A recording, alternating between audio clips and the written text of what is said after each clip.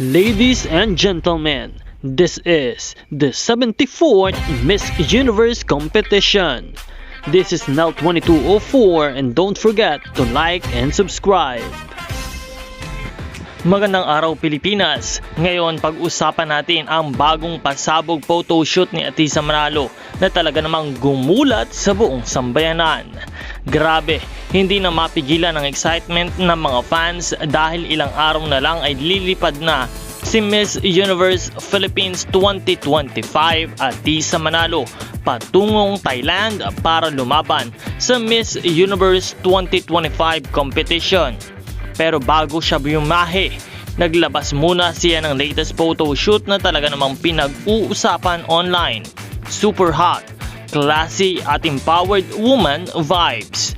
Kitang-kita sa bawat shot ang confidence ni Atisa. From her fierce poses, stunning figure, hanggang sa elegance na talaga namang pang world stage. Sabi nga ng mga fans, Queen Behavior activated. Marami rin ang pumuri sa creative team sa likod ng shoot. From the stylist, glam team, hanggang sa photographer. Lahat nagtrabaho para ilabas ang pinaka-daring pero sophisticated na side ni Atisa.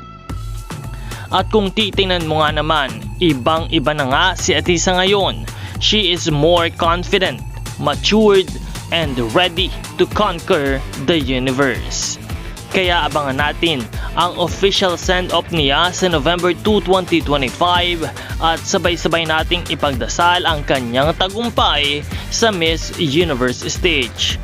Ano sa tingin nyo mga ka-pageant fans? Mas lalo bang lumakas ang laban ng Pilipinas sa Miss Universe 2025 dahil sa transformation ni Atisa? Comment down below. Don't forget to like, share, and subscribe for more pageant updates and vlogs only here on Nell 2204 YouTube channel. Maraming salamat po sa inyong panonood. Patuloy tayong magbibigay at mag-a-update para sa inyong lahat at sa Miss Universe 2025 competition.